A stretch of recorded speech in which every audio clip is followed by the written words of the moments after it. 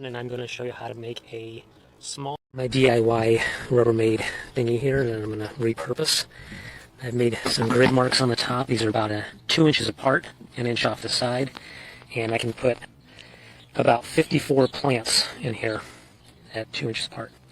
I've already started drilling some holes. Alright, there's all my holes. I've got one extra hole here for my hose to go through because I don't want to put any hole on the side here. I want my water level to be very high so that the roots on the bottom, when they stick out of here, will be close to the water level. And I'm going to take some of these leaves, grasses, and weeds,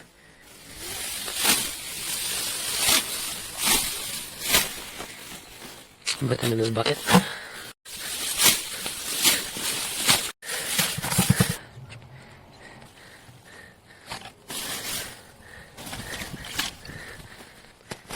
Got my filter fabric. I'm going to put it in over my clean bucket. There's my clean bucket. I'm going to put my filter fabric in there.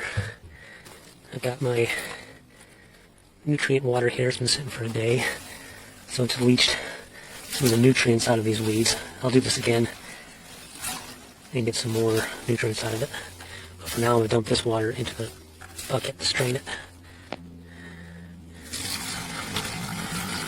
Okay, I've moved my bin to a new location. I've got a repurposed air pump going through and into my makeshift aerators. These are just plastic bottles with tiny little holes punched in them, full of rock for ballast, and we'll see how they work when I put them in the water. Well, one's working, but even full of rock, they're still not down, so I may have to fill them with water and then let the air push the water out. There's our nutrient-rich water. There. And I'm going to add that to our water. I'm going to get this up to the very top eventually. Now I've filled up my water level. You can see it's right just below the level of the holes. So the roots will sit in here and hang down in the water. You can see that it's aerating okay from underneath. And we'll put our plants in now. Got these onion plants that I got from the store. They've already rooted, but you can, grow your own and then get them to root this high and then use this same process.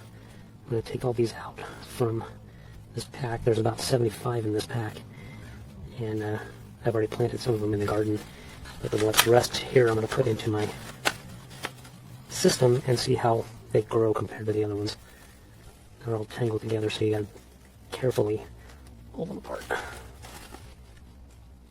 I just put them into the water and shook all the dirt off, and then my roots are a little bit better this way, a little longer. Part is getting these roots through these holes. You can either go up from the bottom or put them in through the top. Either way you want to do it. I can squeeze mine down in there with the roots. Pull it back up. Lay them off to the side. Now they're ready to go. I'll do that with all of these. And then we'll put the batting around them to hold them up. So I opted for using strips of foam instead because the batting material was just too unwieldy and kept pulling the roots out. This way I can see the roots. I wanted to use something that wouldn't hold the water for fear of moisture and rotting stuff. But we'll see how this goes. And maybe I'll do a video every week or two and see how they grow compared to the ones in the ground. We'll see how those grow compared to these that I have in a container garden. These are the same things planted around the same time, and the ones that I have planted here in the ground. See how they all go if we're all still alive in a couple